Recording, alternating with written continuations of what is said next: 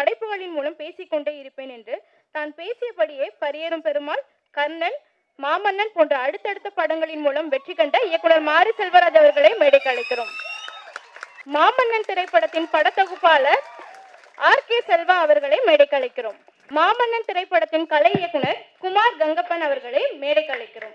மாமன்னன் திரைப்படத்தின் sound designer Suren அவர்களை மேடைக்கு அழைக்கிறோம். Question and answer session. நீங்க இயக்குனர் கிட்ட ஏதாவது கேள்விகள் இருந்தா கேட்கலாம். வணக்கம். வணக்கம். என்னோட கிரேட் கிராண்ட்ஃபாதர் பேர் வந்து சக்கரவர்த்தி.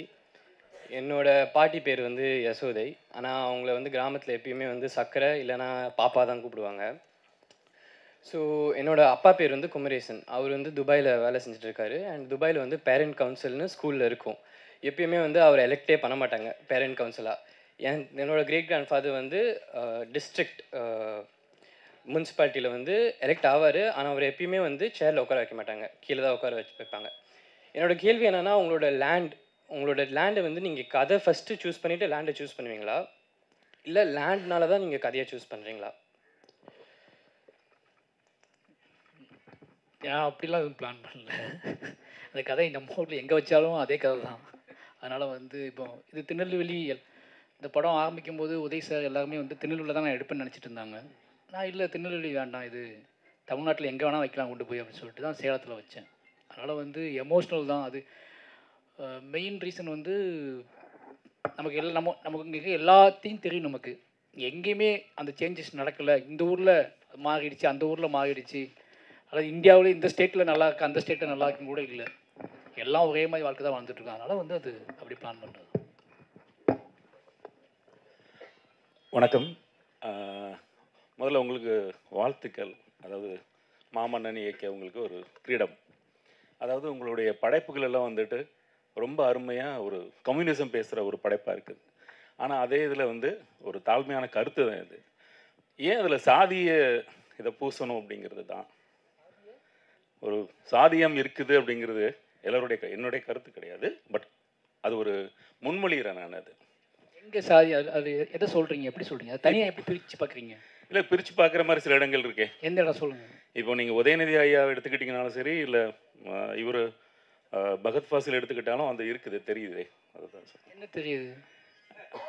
இல்லை, என்ன தெரியுதுன்னு கேட்டால் என்ன தெரியுது உங்களுக்கு? அது என்ன தெரியுது? அடிமைப்படுத்தப்படுதல்ங்கிறது ஏன் நம்மளை இறக்கிக்கிறது ஏன் இருக்கணும் அப்படிங்கிறது தான். அடிமைப்படுத்துதல்ங்கிறது இருக்குல்ல. நீ என் இடத்துக்குள்ளே வரக்கூடாதுன்னு சொல்கிறதுக்கு அவங்களுக்கு உரிமை இல்லை. அதை ஏன் நீங்கள் வந்து இன்னும் ஒரு அழுத்தமாக சொல்கிறீங்க அப்படிங்கிறது எனக்கு புரியல நீங்கள் பேசுகிறது. சார் ரொம்ப சிம்பிள் சார்.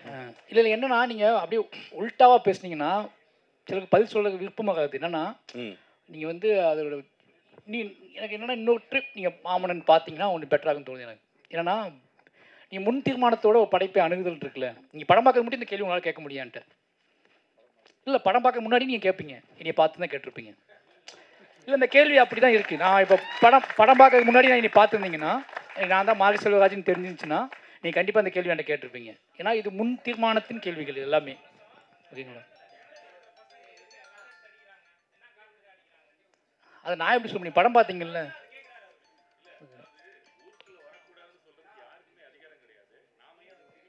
அதை தான் நான் சொல்கிறேன், யாருக்குமே அதிகாரம் கிடையாதுன்னு தான் சொல்கிறேன். நான் இப்போ என்ன சொல்கிறேன், யாருக்குமே அதிகாரம் கிடையாதுன்னு தான் சொல்கிறேன். நான் மறுபடியும் அதான் சொல்கிறேன்ல, எல்லாமே உங்களோட கேள்வி எல்லாமே ஏன் இவ்வளோ அப்போ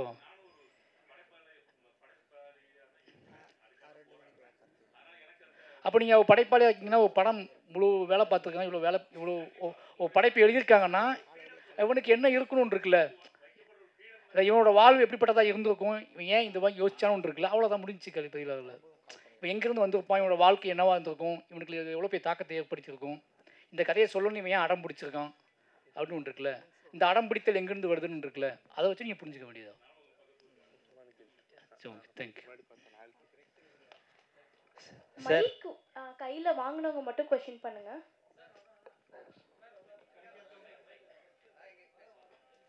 சார், என் பேர் ரோஹித் சார். நீங்கள் எடுத்த 4 படத்துலேயும் ஒரு சின்ன கேரக்டரில் இருந்தால் கதையே ரொம்ப பெருசாக ஆரம்பிக்கிற மாரி இருக்கும். இப்போ வந்து இந்த இதில் வந்து சேரை வச்சு தான் அந்த கதையே ஆரம்பிக்கிற மாரி இருக்குது. அது எப்படி நீங்கள் சூஸ் பண்ணீங்க அந்த சேர்? நிறைய சின்ன பிரச்சனை தானே இது அப்படின்னு சொல்கிறதுனால தான் இப்போ சொன்னார்ல இதுக்கே அவ்வளோ அழுத்தம் கொடுக்குன்னு கேட்காங்கல்ல. அப்போ ஒரு சின்ன பிரச்சனை மாதிரி தெரிகிறது எவ்வளோ பெரிய வலியை கொடுக்கும் அப்படின்னு இருக்குல்ல. இது எப்படி சொல்லி உங்களுக்கு புரிய வைக்கிறதுக்காக நான் ஒரு பெரிய படைப்பை உருவாக்க வேண்டியது. இப்போ சாதாரண விஷயம் இந்த கதை சொல்லும்போது கூட எனக்கு சொன்னாங்க, நிறைய பேர் சொன்னாங்க, என்னோடய அசிஸ்டன்ஸு நிறைய பேர் ஒரு சேர் இஷ்யூ தானே இது பெருசாக யோசிப்பாங்களான்னு கேட்டேன். அதில் அதை படம் பார்க்கும்போது உணர்வு அப்படின்னு சொன்னேன். அதுதான் அது நமக்கு தோணும் அப்படி சின்ன பிரச்சனைன்னு சொல்லிட்டு. நம்மளோட எல்லா பிரச்சனைகளும் இங்கே வந்து அதை கடந்து போகக்கூடிய ஆசைப்படக்கூடியவர்கள் சொல்லக்கூடிய பதில் அது ஒரு சின்ன பிரச்சனை தாங்க, இது ஒரு பெரிய பிரச்சனையாங்க அப்படின்னு சொல்லக்கூடிய பதில் தான். அந்த பதிலை உடச்சி அது எவ்வளோ பெரிய வாழ்வு, அது எவ்வளோ பெரிய இயக்கம்னு காட்டணும் அப்படிங்கிறதுக்காக தான் அந்த படம். இவங்க முன்னாடியும் கேளுங்க, ஆள் பிடிச்சி கூட்டிது. இயக்குனருங்கிறதுனால உங்ககிட்ட தான் இந்த கேள்வி. தனித்தொகுதி இருக்கிறதுனால தான் ஒரு சட்டமன்ற உறுப்பினராவது உள்ளே போகிறாங்கன்னு நான் நம்புகிறேன். இந்த படத்தில் தனித்தொகுதியை மையப்படுத்தி கதை இருந்ததுன்னு நான் நினைக்கிறேன். இரு பெரிய கட்சிகளுமே ஆளுகின்ற ஆண்ட கட்சி ரெண்டுமே வந்து ஒடுக்கப்பட்ட மக்கள்லேருந்து ஒரு தலைவரை உருவாக்கியிருக்கா அப்படின்னா மிக சொற்ப எண்ணிக்கையில் தான் இருக்குது. நேற்று மேல்பாதி ஆவணப்படம் பார்த்தோம். அந்த ஆவணப்படத்துலேயும் ஒரு சமூகத்தை சார்ந்த கட்சி வந்து ரெண்டு கட்சியுமே வந்து அழுத்தம் கொடுக்க முடியுது. அவங்களுக்கு தேவையான அவங்களுக்கு சலுகைகளை அளிக்கிற வாக்குறுதிகளை தேர்தல் சமயத்தில் கொடுக்குறாங்க. ஆனால் ஒடுக்கப்படுகிற சமூகத்திற்கு எந்த ஒரு நன்மையுமே இரு பெரிய கட்சிகளுமே அரசியல் அதிகாரத்தை கொடுக்கல. அந்த அதிகாரம் இந்த ஒரு வசனம் கூட இருந்தது, நான் அதிகாரம் வந்து கிடைச்சது வந்து பிச்சையினால நினச்சேன் அப்படின்னு கூட ஒரு இருந்தது. அது பிச்சை இல்லை, அது வந்து உரிமை அப்படின்னு நான் நினைக்கிறேன். நீங்கள் இங்கே வந்து தனித்தொகுதி இப்போது இல்லைன்னா நான் ஒரு தொகுதி கூட இருந்திருக்காதுன்னு சொன்னேன் இல்லைங்களா. பெண்கள் வந்து 76 பேர் தான் போட்டிடுறாங்க இந்த நாடாளுமன்ற தேர்தலில், ஒரு தொகுதிக்கு 2 பேர் கூட கிடையாது. அந்த நிலைமை தான் ஒடுக்கப்பட்ட மக்களுக்கும் ஆயிருக்கும்னு நான் நம்புகிறேன். இந்த தீர்வை இந்த இரு பெரும் கட்சிகளும் கொடுக்குமா, இல்லை இந்த அதிகாரம் இந்த மக்கள் இடத்துல போய் எப்படி சேரும்? உங்களுடைய பார்வை என்ன? அது எனக்கு தெரியல. நான் என்னோட வேலை வந்து நான் என் வாழ்வை முன்வைப்பேன், அவ்வளோதான். அது படைப்பாக முன்வைப்பேன். அது சக மனிதர்கள் சராசரி மனிதர்களுக்கும் என்ன மாதிரியான உணர்வை ஏற்படுத்த போகுது அப்படிங்கிறத என்னோடய வேலை. நான் படைப்பாக அப்படி தான் பார்க்குறேன். ஏன்னா இது காலகாலமாக அதுக்கு வேற ஒரு தளம் இருக்குதுன்னு நினைக்கிறேன். நான் என்னோடய அரசியல் புரிதல் அப்படிங்கிறது என்னோடய வாழ்வை அடிப்படையாக வைத்தே நான் பார்த்துக்கிட்டு இருக்கேன் இப்போ வரைக்கும். நான் இன்னும் சரியான கருத்தாக்கங்கள் வழியாக நான் பயணிக்கலன்னு தான் சொல்லுவேன். நான் என்னோடய வாழ்க்கை கொடுத்த வழியின் வழியாக தான் நான் இன்னொன்று என் படைப்பை பார்த்துட்ருக்கேன். அதை நான் முன்வைக்கும் போது ஒரு அதிர்வு நடக்குது அப்படிங்கிற நம்புகிறேன். அது என்ன புரிதலை ஏற்படுத்துதோ அதுதான் என்ன செய்ய முடியும் இப்போதைக்கு. நான் அதை உறுதியாக நம்புகிறேன், அவ்வளோதான். ஏன்னா கட்சிகள் என்ன செய்வாங்க, அரசியல் என்ன செய்யும், இது மாற்றம் எப்படி நடக்கும், அவங்க என்ன சொல்லுவாங்க, இதுக்கு எது தீர்வு அப்படிங்கிற சொல்கிற பக்குவம் எனக்கு கிடையாது. நான் அந்த பக்குவத்தை அடையலை. ஏன்னா நானே ரொம்ப பதட்டமான சூழலில் தான் இன்னும் இருக்கேன், ஓகேங்களா. அதனால் வந்து அந்த பக்குவத்தை அடைந்து நிதானத்தோடு பேசக்கூடிய, நிதானத்தோடு கேள்விகள் எழுப்பக்கூடிய, சண்டை போடக்கூடிய அல்லது வந்து கர்ஜிக்கக்கூடிய அந்த பக்குவம் எதுவுமே என்கிட்ட கிடையாது. என்னோடய வாழ்வு நடுக்கமான வாழ்வு தான். அதனால் வந்து நான் அந்த அடிப்படையிலேயே அதை சும்மா சொன்னால் பைத்தியக்காரன்னு சொல்லிடுவானுங்க, அவன் இதே புலம்பிகிட்டே இருப்பான்டான்னு சொல்லிடுவானுங்க. அது ஒரு படைப்பாக மாற்றி சொல்கிறோம். படைப்பாக மாற்றி சொல்லும்போது வருங்கால சந்ததியினர் இந்த படங்களை பார்க்கும்போது சித்தாந்தங்கள் ரீதியாக அல்லது வந்து அரசியல் ரீதியாக அதிகாரத்தின் ரீதியாக நடக்கும், அது வேறு விஷயம். பட் பிறக்க போகிற தலைமுறை சமூகம் என்னவா சக மனுஷனை பார்க்கணும் அப்படிங்கிறது மட்டும்தான் என் பிள்ளைக்கு நான் என்ன சொல்லிக் கொடுக்க போகிறேன் அப்படிங்கிறது என்னோட நோக்கம். நான் வந்து இதுக்கப்புறம் வரக்கூடிய, ஏன்னா இப்போ இருக்கவங்க இப்போ யோசிப்பாங்க, இங்கே இருக்க எல்லாத்தையுமே என்னால் மாற்ற முடியாது. ஏன்னா நம்ம 2 பேரும் சக போட்டியாளர்கள். எனக்கு எவ்வளோ அறிவுக்கு நான் நம்புகிறேன், அதே அறிவு உங்களுக்கு நீங்கள் நம்புகிறீங்க, ஓகேவா. அப்போ நம்ம கிட்டே வாதம் பண்ணிட்டு தான் இருப்போம். ஆனால் பின்னாடி வரப்போவங்க இருக்காங்களே, அவங்களுக்கு நீ யாருன்னு தெரியாது. என்னோடய படைப்பை தான் பார்ப்பாங்க அவங்க. நான் செத்து போனதுக்கப்புறம் என்னோடய படைப்பை தான் பார்ப்பாங்க. அது அவனுக்கு ஒரு தாக்கத்தை ஏற்படுத்தும். அப்படிங்கும்போது அந்த மாதிரி விஷயத்தை நான் நம்புகிறேன் ரொம்ப.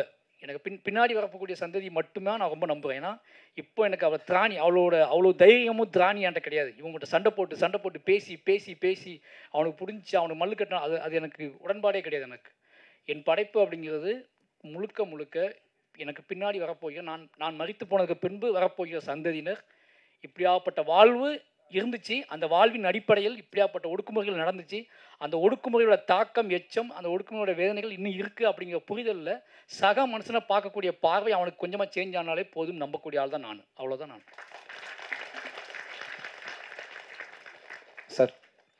வணக்கம் சார். என் பேர் சுரேஷ். நான் தூத்துக்குடியிலேருந்து வரேன் சார்.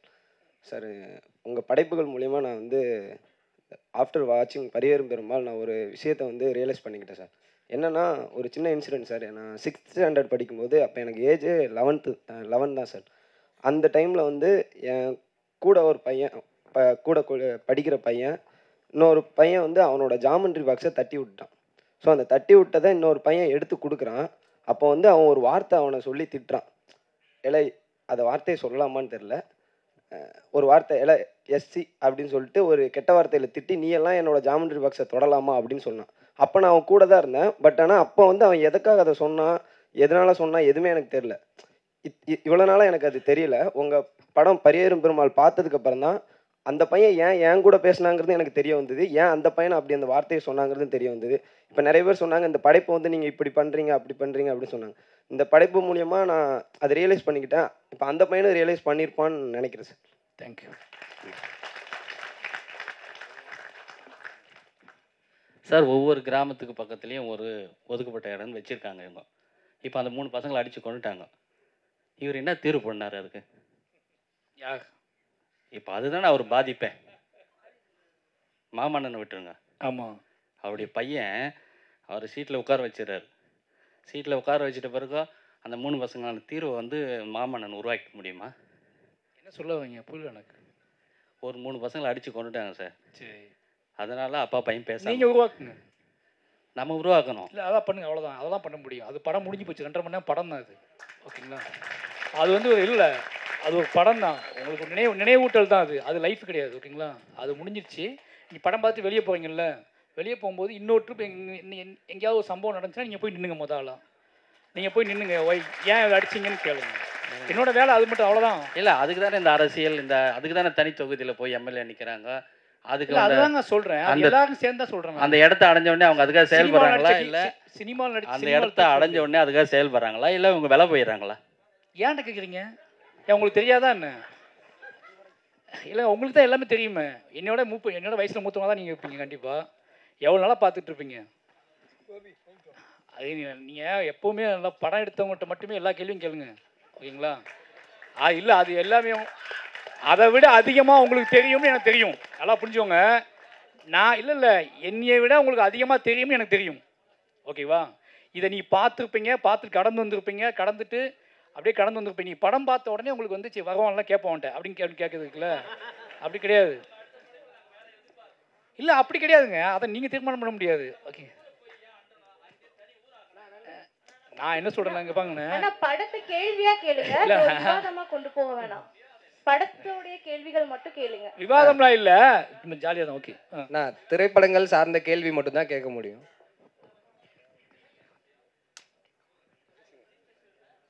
சார், என் பேர் குறிஞ்சித்தேன் சார். பரியேறும் பெருமாள் பார்த்துட்டு அது ஒரு லைஃப் சேஞ்சிங் சொல்லலாம், கண்டிப்பாக சொல்லலாம். என்ன அப்படின்னா, இப்போது லைக் சமூகத்தோட ரொம்ப கோரமான ஒரு அடக்குமுறையை பார்க்குற ஒருத்தவன் வந்து எப்படி வந்து இன்னொரு உயிரை வந்து பார்ப்பான். 2 காலிலோ 4 காலிலோ நடக்க இந்த மண்ணில் உழவு கிடக்க நாய் இல்லடி நீ, நாய் இல்லையா நீ அப்படின்னு ஒரு அந்த உயிரையுமே அவன் அப்படி தான் பார்க்குறான். நான் இல்லையா நீ. ஆனால் அவனுக்கு வந்து ஒரு பெரிய ஒரு இது இருக்குது. அதுவுமே ரொம்ப கனெக்டடாக இருந்துச்சு. அதில் அப்பாவை காட்டினதாக இருக்கட்டும். அதே மாதிரி உட்கார்றது வந்து சின்ன சாதாரண விஷயம் இல்லை. ஏன்னா நாங்கள் வளர்ந்தப்போ ரொம்ப சின்ன வயசுலலாம் மாமா முன்னாடி, பெரியப்பா முன்னாடி, ஆண்கள் முன்னாடி வந்து உட்கார முடியாது. அவங்க இருக்கும்போது நாங்கள் வந்து உட்கார முடியாது. இந்த படத்தில் பார்க்கும்போது அது எங்களுக்குமே கனெக்ட் ஆச்சு. எப்படின்னா உட்கார்றது. எனக்கு வந்து உங்களோட இந்த 2 படமும் ரொம்ப பிடிச்ச படம். எனக்கு ஒரே ஒரு கேள்வி இருந்துச்சு. என்னென்னா, பன்னி வளர்க்குறத வந்து அவ்வளோ எப்படி சொல்கிறது, நான் நேரடியாக எனக்கு அந்த அனுபவம் இல்லைனா கூட எங்கள் இதில் வந்து வளர்க்குறவங்களோடது வந்து அதை வந்து ரொம்ப அன்பாலாம் வளர்க்க மாட்டாங்க. அதோட வாழ்க்கையே ரொம்ப ஒரு மாதிரி ரொம்ப டார்க்காக இருக்கும். அதை பார்க்குறதே அவங்க ரொம்ப டார்க்காக அப்படி பார்ப்பாங்க. இங்கே வந்து நீங்கள் ஏதோ ஒரு காரணத்துக்காக தான் அதை வந்து எந்த குறியீடுக்காக நீங்கள் அதை அப்படி காட்டியிருக்கீங்க ரொம்ப இணக்கமாக. அது அந்த குறியீடுக்கு பின்னாடி இருக்கிற உங்களோட விளக்கம் என்ன? அதான் சார் என்ன கேள்வி. என்னோட விளக்கமே தேவை கிடையாது. நீங்கள் உங்களுக்கு என்ன பிடிச்சி, உங்களுக்கானது அது மாறுபடும்ல. எல்லாம் இவ்வளோ பேர் இருக்காங்கல்ல. என்னோட விளக்கம்ங்கிறது நேரடியாக சொல்லணும்னா நான் மேடப்பட்ட பேசியிருப்பேன். நான் படம் பண்ணதுக்கான காரணமே எல்லாத்துக்குள்ளே இருக்கிற விளக்கத்தையும் தோண்டி எடுக்குது தான். அவங்கவுங்களுக்கு அது என்னவா புரியுது அப்படிங்கிற டிஸ்கஷன் தான். நீங்கள் இன்னொருத்தர படம் பார்த்துருப்பாங்கல்ல, அவங்ககிட்ட கேளுங்க. என்னோட விளக்கம்ங்கிறது மேம்பட்டுடுச்சு. நான் படம் ஸ்கிரிப்ட் எழுதும்போது எனக்கு ஒரு விளக்கம் இருக்கும் டைரக்டருக்கு. இல்லை சொல்ல கேளுங்க. ஒரு டைரக்டர்கிட்ட நீ திருப்பி திருப்பி பண்ணுற தப்பு என்னென்னா ஒவ்வொரு சீனையும் அவன்கிட்டயே கேட்குறது. எனக்கு பிரச்சனை தெரியுமா உங்களுக்கு, நான் எழுதும் போது எனக்கு ஒரு தாட் இருக்கும், எனக்கு ஒரு எண்ணம் இருக்கும். ஆனால் படம் ரிலீஸ் ஆனதுக்கப்புறம் மக்கள் கருத்து கேட்டு கேட்டு கேட்டு கேட்டு நானே ஆக்ட் பண்ண ஆரம்பிச்சுக்குவேன். மேன்மையான கருத்து எதுவோ அதை செலக்ட் பண்ணி அதை நான் பேச ஆரம்பிச்சுக்குவேன். புரியுதா உங்களுக்கு? அப்போது நான் எழுதும்போது எனக்கு இந்த ப்ராசஸ் இருக்குல்ல, அது கீழே போயிடுச்சு. இப்போ நான் என்ன சொல்கிறேன்னா, நீங்கள் திருப்பி திருப்பி டைரக்டர்கிட்டயே அதுக்கூட விளக்கம் என்ன, அதில் குறியீடு என்னன்னு கேட்காதீங்க. உங்களுக்கு புரியலன்னா இன்னொரு பாருங்க, இல்லைன்னா பக்கத்தில் பார்த்த ஒருத்தர் டிபேட் பண்ணுங்கள், அவங்கள்ட்ட விவாதிங்க, அவன் ஒன்று சொல்லுவான். நீங்கள் ஒருத்தருக்கு ஒருத்தர் விவாதிக்கிறதுக்கு தான் படைப்புகள் உருவாக்கப்படுது ஒழிஞ்சு டேரெக்டாக படத்தவன் எடுத்தவனையே வந்து உட்கார வச்சு கேள்வி கேட்கறது கிடையாது. கேள்வி எப்படின்னா அந்த எக்ஸ்பீரியன்ஸை கேட்குறது வேறு, ஆனால் அதுக்குள்ளே விளக்கத்தை ஆன்சர் எனக்கு சொல்லுன்னு சொல்கிறது இருக்குல்ல, அது ரொம்ப என்ன சொல்கிறது, அது வந்து ஒரு படைப்பாளியின் மீது செலுத்தக்கூடிய வன்முறை தான் நினைக்கிறேன் நான். ஏன்னா அது எனக்கு மட்டுமே உரித்தானது. நான் சினிமாவுக்காக சென்சாருக்காக நிறைய விஷயங்களை மட்டுப்படுத்தி நான் எடுக்கவே செய்கிறோம். அவையோட ஆழத்தில் இருக்கிறது தோண்டி எடுக்கிறது நான் நினைக்கிறீங்க இல்லை, அப்படி தான் நீ மாட்டி மாட்டி விட்டுறீங்களா இடத்துலையும், எல்லா டைரக்டரையும் மாட்டி விட்டுறீங்க. அவன் கண்ட்ரோல் பண்ண முடியாமல் கோவத்தில் நான் எப்படி யோசிச்சேன் தெரியுமா அதை அப்படின்னு சொல்லி பேச வச்சு, ஓ நீ அப்படி யோசிச்சியா அப்படின்னு அவன் பிடிச்சவனே வேற ஒன்று பேச வச்சு ஃபைட் ஆகிது. அது என்னென்னா அந்த படைப்போட பார்வை, படைப்பு வந்து எவ்வளோ நாளும் இருக்கும். நீங்கள் இப்போ பார்க்குறீங்க அந்த படத்தை, இன்னொரு 10 இயர்ஸ் கழிச்சு சும்மா டிவியில் போட்டுட்ருப்பாங்க. அன்றைக்கி வேறு புரிதல் இருப்பீங்க, உங்களுக்கு குழந்தைகள் 2 குழந்தைகள் வளர்ந்துருப்பாங்க, நீங்களே ஏதாவது வயலன்ஸ் பண்ண ஆரம்பிச்சிருப்பீங்க, நீங்களே உங்களை மாறி இருப்பீங்க. அன்னைக்கு அந்த படத்தை பார்க்கும்போது உங்களுக்கு வந்து ஒரு கேள்வி வரும். ஒன்று மெச்சூர்டாக பார்ப்பீங்க, இல்லை உங்களை நீங்களே கேள்வி எழுப்பிக்குவீங்க. ஒரு படைப்பு அது செய்யணும். திருப்பி திருப்பி அவங்ககிட்டே போய் இந்த கேள்வியை கேட்டு கேட்டு நீ என்ன யோசிச்ச சொல்லுன்னா அந்த படத்தை அப்போவே சமாதி தோண்டி குழி தோண்டி மூடி அதுக்கு இதாண்டா அர்த்தம் அப்படின்னு சொல்கிறது இருக்குல்ல, அது வேண்டாம்னு நினைக்கிறேன் நான். Thank you sir. தேங்க்யூ. கடைசி கேள்வி, படக்குழுவினர்கிட்டையும் கேள்விகள் கேட்கலாம். ஜெய்பீம்னா, முதல் கேள்வி என்னென்னா, உங்களுடைய படைப்புகள் வந்து அந்த நடிப்பு சாராத நடிகர்கள், ரெண்டாவது என்னென்னா அந்த விலங்குகள், முதல் படத்தில் நாயாகட்டும், அப்புறம் பன்றி, யானை, குதிரை, இந்த மாதிரியான விலங்குகள் வந்து நீங்கள் வெறும் ஒரு கதையின் ஓரத்தில் வைக்காமல் அது கதையோட ஓட்டத்திலே ஏஸ்தட்டிக் சென்ஸோட அந்த விஷுவல் லாங்குவேஜோடு வைக்கிறீங்க. அந்த ஐடியா உங்களுக்கு எப்படி கிடச்சிது? ராபர்ட் பிரசன் வந்து ஹாலிவுட்டில் நான் ப்ரொஃபஷனல் ஆக்டர்ஸ் வச்சு தான் அவர் பண்ணுவார். அந்த மாதிரி நீங்கள் ஒரு புதுசாக பண்ணுறீங்களா? அந்த ஐடியா அல்ல இப்படி தான் பண்ணலாம், அந்த இன்ஸ்பிரேஷன் எப்படி கிடச்சிது? ரெண்டாவது ஒரு 3 கொஸ்டின். ரெண்டாவது கொஸ்டின் வந்து இருங்கண்ணா இல்லை ஃபஸ்ட்டுக்கு பதில் சொல்லிடுறேன், ஓகேவா? இல்லை எனக்கு வந்து நான் பொதுவாக விலங்குகள்கிட்டே புழங்கின பையன். வீட்டில் ஆடு அதிகமாக இருக்கும், மாடு அதிகமாக இருக்கும், அதை மேய்க்க போவேன். அப்போ என்னென்னா எனக்கு வந்து அது என்னோடய எல்லா துக்கத்தையும் சந்தோஷத்தையும் அது பார்த்துருக்கு. இப்போ நான் அதை பார்த்து தான் தேத்திக்க வேண்டியம். சீரியஸாக என் கூட வளர்ந்த எல்லாத்துக்குமே தெரியும், ஆடு மேய்ச்ச பையன் தான் என்னோடய அடையாளமே. அவன் ஆடு மேய்க்க போய் தான் சொல்லுவாங்க. அப்படிங்கும்போது நான் என்ன கஷ்டப்பட்டாலும் அந்த ஆட்டு கூட ஒரு அதோட பார்வையை பார்த்து கொஞ்சம் மனசை தேத்திக்குவேன். நிறைய விஷயங்கள் ஆடு, மாடு, கோழி, நாய் அப்படின்னு சொல்லிட்டு. எனக்கு ஸ்கிரிப்ட் எழுதும்போதே பரியேறும் பெருமாள் வந்து அது பிளான்லேயே இல்லை, இப்படி ஒரு ஐடியா இப்படி ஒரு பிளான்லாம் கிடையாது. பட் அங்கே ஒரு ஸ்கிரிப்ட் எழுதும்போது ஒரு தெருன்னு எழுதும்போது தெருவில் ஒரு நாய் இருக்குன்னா அந்த நாய்க்கு ஒரு வேல்யூ இருக்குன்னு எனக்கு புரியும்ல. அப்படியே ஆரம்பித்து தான் அது வந்துச்சு. பார்த்தா அது கருப்பி வந்து அது பெருசாகி அது மனித வாழ்வோடு சம்மந்தப்பட்டு அது. அப்போ மெயினாக யோசிக்கும்போது ஒரு சின்ன விஷயம் வந்துச்சு. ஒரு முதல்லையே இந்த கதை இது சொல்லப்பட்ட கதை தான், பரியேறும் ஒன்றும் புது கதை கிடையாது. அது காலங்காலமாக டெய்லி நியூஸ் பேப்பர் எடுத்தால் அதில் வரக்கூடிய ஒரு கதை, அது பக்கம் பக்கமாக வரக்கூடிய கதை. அப்போ அது புதுசாக ஒன்றும் கிடையாது. அந்த கதையில் பரியேறும் கதையில் புதுசாக ஒன்றும் கிடையாது. அப்போ என்ன, ஆனால் அந்த கதையை நம்ம சொல்ல போகிறோம். அந்த கதையை சொல்லதுக்கு முன்னாடியே இது அதே கதை தானப்பா அப்படின்னு நினச்சிக்கக்கூடாது. அப்போ அதுக்கு முன்னாடியே அவங்களோட உணர்ச்சியை ஒரு சம்மட்டியால் அடித்து தான் அந்த கதையை சொல்ல வைக்கணும். அப்படின்னா மனுஷன் செத்து போனால் இங்கே அவ்வளோ ஃபீல் பண்ண மாட்டாங்க. அவன் யார், அவன் என்ன பண்ணான், இவன் சும்மாவை சாவான், சும்மாவை கொண்டிருப்பாங்க அப்படின்னு 1000 கேள்வி கேட்பாங்க. ஆனால் ஒரு ஒரு மிருகம் சாகும்போது, அது ஒரு வளர்ப்பு மிருகம் சாகும்போது அவங்கள அறியாமலே கனெக்ட் ஆகிடுறாங்க. அப்போது அந்த அடிப்படையில் தான் அப்படி ஒரு உணர்ச்சி முதல்ல அவங்களுக்குள்ள மனித உணர்ச்சியை ஹியூமன் வெளியே எடுத்துகிட்டு அந்த கதையை சொல்லணும், அவங்கள முதல்ல கவனிக்க வைக்கணும், அதுக்கப்புறம் கதையை சொல்லணும்னு முடிவு பண்ணி தான் அந்த செட்டப் க்ரியேட் பண்ணது.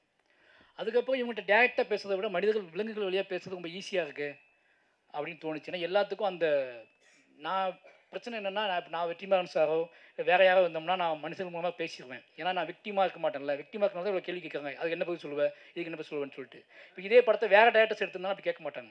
அப்போ நான் விக்டிமாக இருக்கிறதுனால நான் என்ன பண்ணுறேன் அப்படின்னா, எனக்கு கதையை சொல்வதற்கு சில ஆட்கள் தேவைப்படுறாங்க. மனிதர்கள் மட்டுமே எனக்கு போதுமானதாக இல்லை. என்னோட நிஜத்தை நம்பக்கூடிய, என் நிஜத்தை இயற்கையோடு பிணைக்கக்கூடிய சில மனிதர்கள் சில உயிர்கள் தேவைப்படுறாங்க. அப்படி தான் நான் மனிதர்கள் மீது நம்பிக்கையற்று தான் நான் எல்லா உயிர்களையுமே கொண்டு வரேன். என் ஊரில் என்னென்னலாம் பார்த்தனோ நான் அழுதுகிட்டு போகும்போது என்னால் என்னை கிராஸ் பண்ணி போச்சோ அந்த எல்லா உயிர்களையும் பிடிச்சிட்டு வந்து இந்த படத்தில் செட் பண்ணுறேன். அதுக்கு ஒரே விஷயம் இல்லை. உலக நாடுகளில் பல நாடுகளில் வந்து நியூ சினிமா ஆல்ரெடி வந்துடுச்சு, பல வருஷங்களுக்கு முன்னாடி வந்துடுச்சு. தமிழ் சினிமாவில் நீங்கள் ரஞ்சித் அண்ணா, வெற்றிமாறன் சார், லெனின் பாரதி சார், நீங்கள் பண்ணுறது இப்போதைய நியூ சினிமாவா தமிழில் எடுத்துக்கலாமா? இல்லை நீங்கள் இல்லை நிறைய படங்கள் நிறைய சினிமா நிறைய இயக்குநர்கள் முன்னாடி இருந்தே ட்ரை பண்ணியிருக்காங்க. அவங்களுக்கு அன்னைக்குள்ள அறிவு அன்னைக்குள்ள அவங்களுக்குள்ள கொடுக்கப்பட்ட அனுமதி நிறைய நமக்கு தெரிஞ்சு சினிமா கண்டுபிடிக்க முன்னாடியே இருந்து இலக்கியங்கள் வழியாக யாரோ ட்ரை பண்ணிகிட்டே தான் இருந்திருக்காங்க. ஓகேங்களா, அவங்களோட தொடர்ச்சி தான் நாங்கள் என்ன சொல்ல முடியும். ஓகேங்களா, ஆனால் என்னென்ன ஸ்பேஸ் உருவாக்கி கொடுத்தது ரஞ்சித்தனோட பங்கு முக்கியமான பங்கு. அந்த ஸ்பேஸை பயன்படுத்திக்கிட்டு, ஏன்னா ஒரு கமர்ஷியல் ஸ்பேஸ் எல்லாத்துக்கும் அந்த ஆதங்கம் இருந்துச்சு, எல்லா டேரக்டருக்கும் அந்த ஆதங்கம் இருந்துச்சு. நிறைய டேரக்டர்ஸ் அந்த ஆதங்கத்தை வச்சுக்கிட்டு வேற ஒரு படம் பண்ணுவாங்க. எல்லாத்துக்கும் அந்த ஆசை இருக்கும், இது தப்பு தான் தெரியும், ஆனால் அந்த தப்பு தான் விற்குதுன்னு சொல்லிட்டு எது விற்குதோ அதையே பண்ணிக்கிட்டு இருந்தாங்க. இல்லை இதை பண்ணுவோம், இதை பார்க்கறதுக்குள்ள கூட்டம் இதுக்கு ஒரு கூட்டம் ஏங்கி கிடக்குது அப்படின்னு தெரிஞ்சுக்கிட்டு அதை உடச்சி விட்டதில் கொஞ்சம் பெரிய பங்கு அது. அதுக்கப்புறம் அது பயங்கரமாக ஓப்பன் ஆகிடுச்சு. அப்போ இப்போவுமே வந்து அது விற்குது அப்படின்னால தான் அந்த கதைகளுக்கு வந்து வேல்யூ இருக்குது. ஓகேங்களா, அது ஏன் விற்குது அப்படிங்கிறத இங்கே யாரும் பேசுகிறதே கிடையாது. விற்குது ஏன் விற்குது, ஏன் இவ்வளோ மக்கள் பார்க்குறாங்க அப்படிங்கிற ஒரு கேள்வி இருக்குல்ல, ஏன் இவ்வளோ மக்கள் இப்படி இதை வந்து இவ்வளோ எமோஷ்னலாக அதை ஓன் பண்ணிக்கிட்டு பார்க்குறாங்க அப்படிங்கிற கேள்வியை இங்கே யாரும் பேசுகிறதே கிடையாது. அந்த படம் ஓடுது, அதனால் அந்த கதையை சொல்கிறாங்க அப்படின்னு நினச்சிட்டே இருக்காங்க. அது ரொம்ப தப்பு.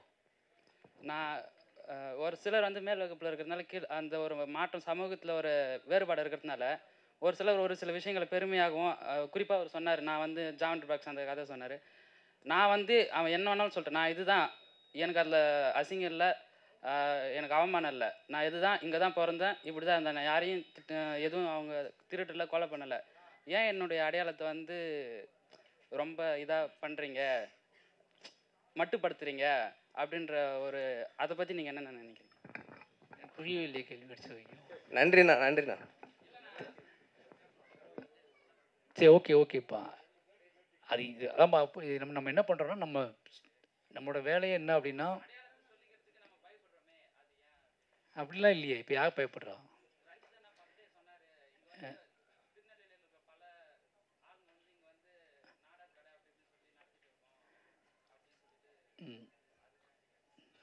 எல்லாம் இப்போ உடைக்கப்பட்டுட்டுல, அவ்வளோதான், உடைச்சிட்டே தான் போவாங்க. நீ நினைக்க எல்லாம் ஒரே நாள் நடந்துக்காது, ஆண்டுகள் நடந்துட்டு தான் இருக்குது. அவ்வளோ. தேங்க்யூ. நன்றி. எனக்கு ஒன்று இவங்க 3 பேட்டு ஒவ்வொரு கேள்வியாக கேட்கணும். நீங்கள் என்னன்னா, கலை இயக்குனர், ஓகேங்களா, இது வந்து எடிட்ரு,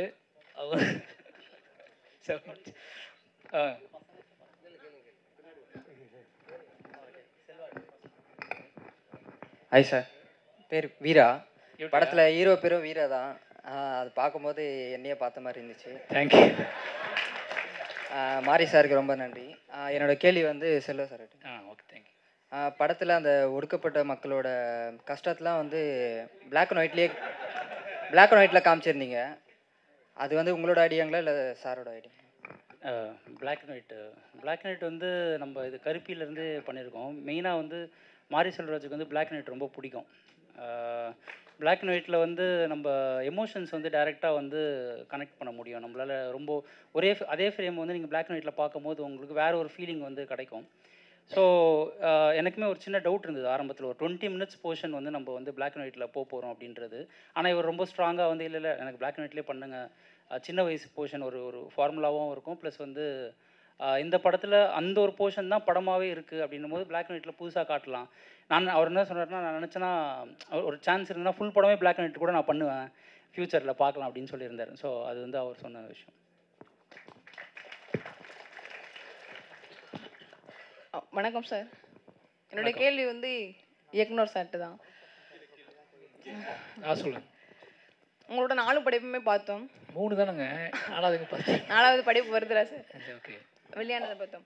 ஸோ என்னோட வாழ்க்கைக்கும் உங்களோட வாழ்க்கைக்கும் சேம் தான். அவங்க நிறைய பேர் சொன்னாங்க அதை ஏற்றுக்கொள்ளாத ஒரு இதாக இருந்துச்சு. என்னோட வாழ்க்கை ஏற்றுக்கொள்வதை விட ஆஹா இதுதான் நம்ம இன்னும் வாழ்ந்துகிட்டு இருக்கோம் போல, வாழ்ந்துட்டு இருந்துருக்காங்க. அந்த படையை பார்க்கும்போது நம்மளோட முன்னோர்கள் எந்த அளவுக்கு அடிமைப்படுத்தப்பட்டிருந்தாங்க அப்படின்னு இருந்துச்சு. இப்போ நீங்கள் ஒரு எழுத்தாளர் ஆகிட்டீங்க, ஒரு படைப்பாளர் ஆகிட்டாங்க. மாரி செல்வராஜ் சார், நீங்கள் ஒரு இளமை காலத்தில் இருக்கும்போது அதே கோவத்தோட வாழ்ந்தீங்களா, அதே சந்தோஷத்தோட வாழ்ந்தீங்களா? அதான் என்னோட கேள்வி. நமக்கு உண்மையாக ஒத்துக்கணும். நமக்கு எல்லாமே இளமை காலத்தில் நம்ம அம்மா அப்பா மேலே தான் கோவம் வந்துச்சு. நமக்கு இந்த சமூகத்தை பற்றி ஒரு புரிதல் வரும்போது அம்மா அப்பா எவ்வளோ டிப்ரெஷனில் இருக்காங்க அப்படின்னு நமக்கு தெரியாது. ஓகேங்களா? நம்ம சின்ன வயசில் நமக்கு ஏன் தரமாட்டேன்ட்டாங்க, அதுக்கு ஏன் தரமாட்டேன், அங்கே போகக்கூடாது இங்கே போகக்கூடாது. வாழ்வு வந்து நம்ம யோசிச்சு பார்த்தா நம்ம வந்து இப்போ இந்த அறிவை வச்சுக்கிட்டு நம்ம வந்து ரொம்ப இதாக யோசிக்கக்கூடாது. நம்ம இன்னசென்ட்டோட யோசிச்சா உங்களுக்கு நிறைய விஷயம் கிடைக்கும். நம்ம என்ன முதல்ல நம்மகிட்ட இருக்க இன்னசென்ட் நம்ம ஒத்துக்கணும். நம்ம என்ன நினைக்கிறோன்னா வந்து ரொம்ப நம்மளை வந்து நம்மக்கிட்ட இருக்க அழகியில் அது போகிறதுக்கான காரணம் அதுதான். நம்ம இன்னும் மூர்க்கமாகிட்டே போகிறோம். நம்ம கோவம் அதிகமாகிட்டே போகுது, நம்ம ஆத்திரம் அதிகமாகிட்டே போகுது. நம்ம யோசிக்க நம்ம வந்து நம்ம வேறு டைப்லேருந்து யோசிக்க ஆரம்பிக்கிறோம் நம்ம வாழ்க்கையை. நம்ம வாழ்க்கைக்குள்ள இருக்க அழகுலாம் இருக்குல்ல, அதெல்லாம் தள்ளி வச்சுட்டு நம்மளோட பெயினை மட்டும் அதிகமாக யோசிக்கிறோம்ல. அப்போ அது எல்லாத்தையும் சேர்த்து யோசிக்கக்கூடிய இன்னசென்ட் நமக்கு தேவைப்படுது. இப்போ நான் என்ன யோசிக்கிறேன்னா, எங்கள் அம்மா அப்பா மேலே தான் எனக்கு அதிகமாக கோவம் வந்துச்சு. இவங்க ஏன் அப்படி பண்ணுறாங்க, இவங்க ஏன் அப்படி பண்ணுறாங்க, இவங்க ஏன் அங்கே விட மாட்டேன்ட்டாங்க நம்மளை, இவங்க ஏன் நின்றுக்கிட்டு பேசுகிறாங்க, இவங்க ஏன் உட்காந்து பேசுகிறாங்க. ஆனால் அதை இப்போ யோசிக்கும் போது தான் அது எவ்வளோ பெரிய வாழ்வியலாகவே இருந்திருக்கு அப்படின்னு எனக்கு தெரியுது. புரியுது அவங்களுக்கு? அது கொடுக்கப்பட்ட வாழ்க்கையில் ரொம்ப அவங்க விருப்பப்பட்ட வாழ்க்கை வாழலை அப்படிங்கிறது தெரியுது. மாமன்னெல்லாம் கிட்டத்தட்ட அப்படி தான். ஒரு சாதாரண சம்பவம். நான் வந்து எங்கள் அப்பா அப்படி நின்று பேசிகிட்டு இருக்கேன், நான் பார்த்துட்டு நான் உட்காந்துருக்கேன் சேர்ந்து, எங்கள் அப்பா உட்காரல. அன்றைக்கி யாருமே அதுக்கு ஃபீல் பண்ணல, எங்கள் அப்பாவுமே ஃபீல் பண்ணல. பட் எனக்கு அது வெளியே வரும்போது எனக்கு தோணுச்சு, ஏன் உட்காரலன்னு கேட்டேன். இல்லை நான் எப்போவுமே அங்கே உட்கார மாட்டேன்ப்பா அப்படின்னாரு. அந்த ஒரு சின்ன பொறியுது. ஆமாம், இதை நான் ரொம்ப நாள் நானே பார்த்துருக்கேன். ஓகேங்களா? சின்ன வயசில் நானே பார்த்துருக்கேன். ஆனால் இன்றைக்கி பார்க்கும்போது என்னால் ஏற்றுக்கொள்ள முடியல அது. அப்போ அது ஒரு கதையாக மாறுது எனக்கு. இந்த பின்னாடி செட் பண்ணதெல்லாம் சும்மா சினிமாக்காக செட் பண்ணுது. அது எல்லாமே சினிமாக்காக செட் பண்ணுது. அந்த ஒரு போர்ஷன் மட்டும்தான் அதோட நிஜம். அதை நான் ஒரு பையன் பார்த்தான். அவன் 25 வருஷத்துக்கு முன்னாடி 30 வருஷத்துக்கு முன்னாடி பார்த்தான் அந்த வாழ்க்கையை. அன்றைக்கி அக்செப்ட் பண்ணிக்கிட்டான். இன்றைக்கி நான் பரியரமல் படம் பண்ணிட்டு போனதுக்கப்புறம் கூட எங்கள் அப்பா அப்படி நின்றுட்டு இருந்தார். இன்றைக்கி நான் அக்செப்ட் பண்ண முடியல. இப்படி தான் நடக்கும். ஓகேங்களா? அதனால் வந்து நம்ம வாழ்க்கை அப்படி இருக்க இப்படி இருக்க யோசிங்க. நமக்கு நம்ம வாழ நமக்கு ஒன்று தெரியும். நம்ம வாசிக்க, நம்மளோட நண்பர்களோட பழக நம்ம வாழ்வு எப்படிப்பட்டதாக இருந்திருக்கு. நம்ம இன்றைக்கி எஜ்ஜில் நிற்கிறோம். நம்மளே நிறைய தப்பு பண்ணி, இப்போ நானே பிள்ளைகள் உள்ள மனுஷன் தான், நிறைய தப்பு பண்ணிப்போம் நம்மளே. ஓகேங்களா? இப்போ என்னோடய படைப்பு வந்து 10 வருஷம் கழித்து கேள்விக்கு உட்படுத்தப்படலாம். இப்போ கேட்ட மாதிரி நிறைய பேர் கேட்ட மாதிரி இவ்வளோ நான் இப்படியாவே இருக்கணும் அப்படியே இருக்கணும்னு கேட்பாங்க. எனக்கு இன்றைக்குள்ள பெயின், எனக்கு இன்றைக்குள்ள ரிலீஃப் என்ன அப்படின்னா, நான் இந்த சுமையை இறக்கணும், அவ்வளோதான். ஒரு படைப்பாளியாக என்னோடய சுமையை நான் இறக்குறேன். இதில் பின்னாடி என் குழந்தை கூட நான் ஃபீல் பண்ணலாம். என்ன அப்பா இப்படிலாம் படம் எடுத்துக்காருன்னு ஃபீல் பண்ணலாம். ஓகேவா? ஸ்டீரியோ டைப்னு சொல்லலாம். எனக்கு அதை பற்றி பிரச்சனை கிடையாது. எனக்கு நான் விடுபடுவதற்கான வழி தான் இது. இந்த படைப்பு என்ன உருவாக்கும் அப்படிங்கிறது, என்ன மாறும் அப்படிங்கிறது எனக்கு தெரியாது. நான் என்னையை பொறுத்த வரைக்கும் எனக்கு இதை அரிச்சிக்கிட்டே இருக்கு. இதை நான் வந்து போர்ஸ் பண்ணி இது பயங்கரமாக நான் வேறு ஒன்று பண்ணலாம். எனக்கிட்ட இருக்க கோவத்தை மட்டுமே நான் கலையாக மாற்றுவதற்கு அந்த வித்தையை நான் கற்றுக்க விரும்பலை. ஓகேவா? கோவத்தை மட்டுமே கலையாக மாற்றுவது இருக்குல்ல, அது ரொம்ப சிக்கலான விஷயம். அதில் உள்ளே போவதும் கஷ்டம், வெளியே வர்றதும் கஷ்டம். எல்லாத்தையும் என்னோடய வாழ்க்கையை கலையாக மாற்றுறது எனக்கு ரொம்ப ஈஸி. என் வாழ்க்கைக்குள்ளே ஒரு அறம் இருக்குது அப்படின்னு நான் நம்புறது இருக்குல்ல, அந்த அறத்தை படம் பிடித்து காட்டுவது, அந்த அறத்தை கடத்துவதன் மூலமாக அவரோட மனிதத்தன்மையை கேள்விக்கு உட்படுத்துவதுன்னு இருக்குல்ல, அதை மட்டும் என்னால் பண்ண முடியும். அது ஒர்க் அவுட் ஆகுது, ஆகாமல் போகுது, பிடிக்கல, ஏற்றுக்காமல் போகிறாங்க, அதை பற்றி எனக்கு கவலை கிடையாது. என்னோடய ஒரே ரீசன் என் வாழ்வை முன்வைப்பது, அவ்வளோதான். இந்த பின்னாடி தான் டாக்குமெண்ட் ஆக போகுது. இன்றைக்கி நம்ம என்ன எடுத்துகிட்டு இருக்கோம் எல்லாத்தையுமே, நம்ம நீ தலித்து வாழ்வு, ஒடுக்கப்பட்டோட வாழ்வுன்னு சொல்லி என்ன எடுத்துகிட்டோம், முன்னாடி வாழ்ந்த மனிதர்களோட வாழ்க்கையை தான் எடுத்துகிட்டு இருக்கோம். நம்ம ஏன் ஒரு 10 பேரை முக்கியமான ஆளுமைகளாக பேசிக்கிட்டே இருக்கோம், தொடர்ந்து ஒரு 10 பேர் முக்கியமான ஆளுமையாக தமிழ்நாட்டில் பேசிகிட்டே இருக்கோம். அவங்க முன்வைச்ச ஒரு வாழ்க்கை தான். ஆனால் அவங்களுக்கு எப்படிப்பட்ட வாழ்வு கிடச்சி எனக்கு ஒரு கேள்வி இருக்குது. ஓகேங்களா? அவங்களுக்கு ஒரு வாழ்வு கிடச்சிச்சு. ஆனால் அந்த 10 பேர் மட்டும் இல்லைல்ல, நிறைய மனிதர்கள் வாழ்ந்துருக்காங்கல்ல. இதெல்லாம் சொல்ல முடியாமல் செத்து போனவங்க எவ்வளோ பேர் இருப்பாங்க. இதெல்லாம் கேள்வியை கேட்க முடியாமல் நசுங்கி செத்து போனவங்க எவ்வளோ பேர் இருக்காங்க. அவங்க கதையும் கதை தானே. இந்த 10 பேரோட மோட்டிவேஷனல் கதையை மட்டும் சொல்கிறது என்னோட வேலை கிடையாது. நசுங்கி பிசுங்கி காணாமல் போனவங்களோட கதையும் தோண்டி எடுத்து அவன் யாரால் நசுக்கப்பட்டான்னு கேள்வி, என்ன நசுக்கப்பட்டு சொல்லிட்டே இருக்கீங்க. வேறு வழி கிடையாது எனக்கு. என்னோட கதையை சொல்லும் போது அப்படி தான் சொல்ல முடியும். நான் இன்னொருத்தன் கதையை கடன் வாங்கிலாம் சொல்ல முடியாது. என் கதைக்குள்ள அந்த வாழ்க்கை, அந்த அரசியல் இருக்குன்னா எடுத்துக்கோ, அவ்வளோதான்.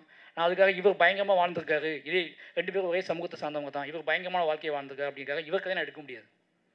என் கதை தான் எடுக்க முடியும் நான்.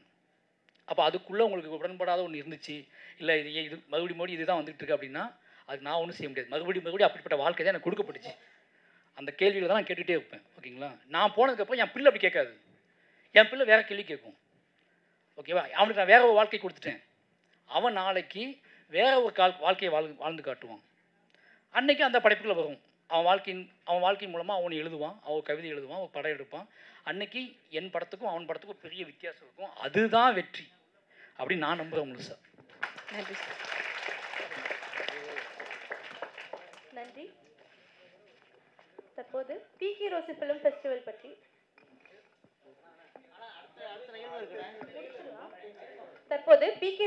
ஃபெஸ்டிவல் பற்றி இயக்குனர் அவர்களும் படக்குழுவினரும் சில வார்த்தைகள்.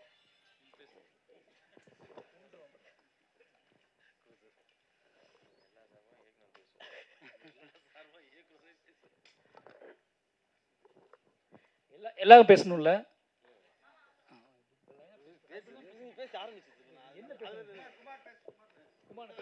அதான் பேசுனா இல்லை, எல்லா ஃபெஸ்டிவலுக்கும் போகணும் ஆசைப்படக்கூடிய ஆள் அவள் தான். ஓகேவா? உங்களுக்கு தெரியாது, உங்களை விட இங்கே இருக்கிறவங்கள விட சினிமாவோட வெறி பிடிச்ச ஆள் அவளுக்கு. அதனால் அவள் பேச வைப்போம். ஓகேவா? அவங்க ஆசையே டைரக்டர் ஆகணும் தான் ஆசை. என் கூட சும்மா உட்காந்துக்காப்புல, இந்த ஆர்ட் டைரக்ஷன்லாம் வேஸ்ட்டா, டைரக்டர் ஆகணும் அப்படின்னு. ஏன் அப்படின்னா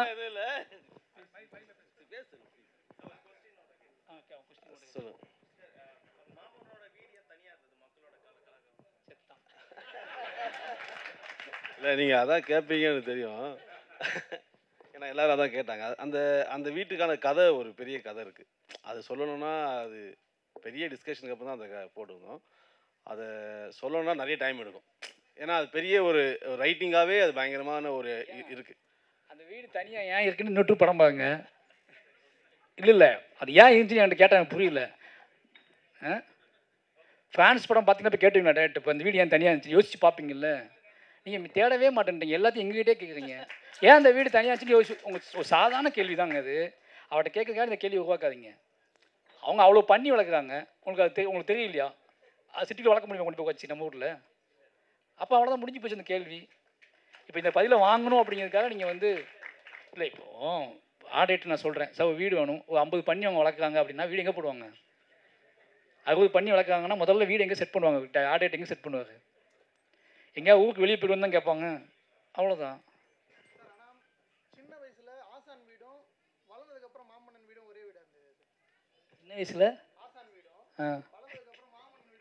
மாட்டினார். என்ன சொல்கிறாருன்னா, நான் கேட்ட கேள்வி தான் கேட்க. சின்ன வயசில் இருப்பார்ல, அப்போ ஆசான் வீடு காட்டணும்ல, அதுக்கு இதுக்கு வித்தியாசமே தெரியலையேன்னு கேட்க. அது ஒன்றும் இல்லைங்க, அது சின்ன போர்ஷன். இது தெரியும். நீங்கள் பார்க்கலையா? ஒரு பந்தல் போட்டிருப்பாப்புல முன்னாடி, அந்த பிளாஸ்பேக் போர்ஷன் போகும்போது அந்த வீட்டுக்கு முன்னாடி ஒரு பந்தல் போட்டிருப்பாப்புல. என்ன பண்ணுறது அந்த மாதிரி கட்டடங்கள் பார்த்தீங்கன்னா இல்லை, அது முன்னாடி பழைய காலத்து பில்டிங் தான். ஓகேங்களா? தலைமுறையாக இருக்கிற வீடு தான் அது. அதனால நீங்கள் காட்ட வேண்டிய அவசியமே இல்லை. நன்றி. டைரக்டர் அவர்களுக்கு எப்பா இவ்வளோ படம் ரிலீஸாகி 1 வருஷம் ஆகுது, அவ்வளோ என்ட்ரி கொடுத்தாச்சு.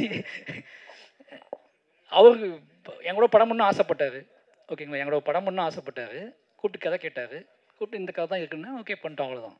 அவருக்கு ஒரு ஆசை இருந்துச்சு, பண்ணிட்டோம், அவ்வளோதான். பட் இந்த கதையை அவர் வேறு யாரை வச்சு பண்ணுறதுன்னு யோசிச்சு இந்த கதையை நிறைய பேர் நான் சொன்னேன், யாரும் பண்ண ஒத்துக்கல. அவர் பண்ணிட்டார், அவ்வளோதான். கேள்விகள் போதும். இயக்குனர் அவர்களுக்கு ஒரு சின்ன பிரசன்ட். வசந்த்ராஜா அப்படின்றவர் ஒரு ஓவியம் வரைஞ்சி எடுத்துகிட்டு வந்திருக்காரு.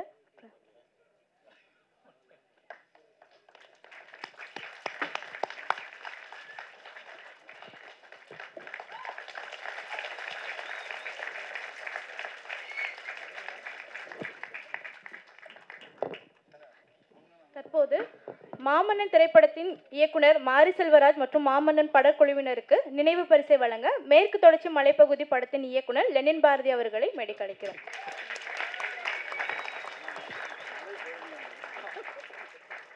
ஒரு குரூப் போட்டோ. அப்புறம் வருடம் இது மாதிரி இந்த இது மாதிரி ஒரு டிஸ்கஷனை, இது மாதிரி ஒரு ஆரோக்கியமான டிஸ்கஷன் ஏற்படுத்தி கொடுத்த ரஞ்சித் அவர்களுக்கு நன்றியும் பாராட்டும்.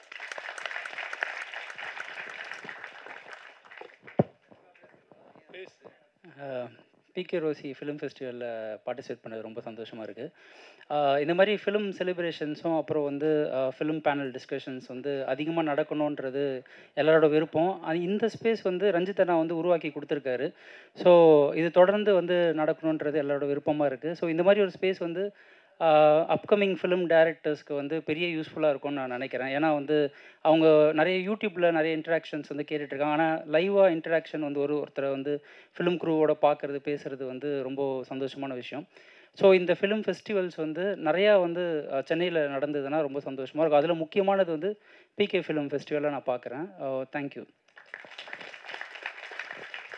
ரஞ்சிதனோட எல்லா முன்னெடுப்புமே ஒரு பெரிய மூமெண்ட்டாக தான் நான் பார்ப்பேன். ஏன்னா ஒரு ஆல்டர்னேட் ஸ்பேஸ் ஒன்று க்ரியேட் பண்ணி ஒரு ஒரு காமனருக்கும் ஒரு டெக்னீஷியனுக்கும் அவர் எப்பயுமே ஒரு பிரிட்ஜ் க்ரியேட் பண்ணிட்டே இருப்பார். அது வந்து நம்மளும் அடுத்த இந்த ஸ்டேஜுக்கு வரணும், இந்த கொஸ்டின்ஸ் ரைஸ் பண்ணி நம்ம அடுத்த ஸ்பாட்டுக்கு போகணுன்ற ஒரு தாகம் எப்பயுமே க்ரியேட் பண்ணிட்டே இருப்பார். அது ரொம்ப சுலபமாக ஆக்குவார். அது ரொம்ப சீம்லெஸ்ஸாக இருக்கும். அவர்கிட்ட நான் ஒர்க் பண்ண ஆரம்ப காலகட்டத்திலேருந்து அவர் கூட யார் வேணால் பழகலாம் அப்படின்ற ஒரு ஸ்பேஸ் க்ரியேட் பண்ணியிருக்காரு. நான் இந்த மூமெண்ட்டை நான் அப்படி தான் பார்க்குறேன். இந்த மாதிரி ஃபிலிம் ஃபெஸ்டிவல் அண்ட் ஆல்சோ இதில் வர டெக்னீஷியன்ஸ் இதில் க்ரியேட் பண்ணுற டிஸ்கஷன்ஸ் எல்லாமே அதை நோக்கி தான் நாம் இன்னும் நல்லா ஸ்கில்ஃபுல்லாக டெவலப் பண்ணணும், நம்ம ஐடியாலஜிக்கலாக நல்லா செட் ஆகும்னு நான் நினைக்கிறேன். ப்ளஸ் அந்த வகையில் இந்த மாதிரி ஒரு ஸ்பேஸ் க்ரியேட் பண்ணது ரஞ்சிதனுக்கு, ப்ளஸ் நீங்கள் உங்களோட க்ரூ எல்லாருக்குமே ரொம்ப தேங்க்ஸ். நான் இதில் பார்ட்டிசிபேட் பண்ணது டீமாக வந்தது ரொம்ப சந்தோஷம். தேங்க்யூ. தேங்க்யூ.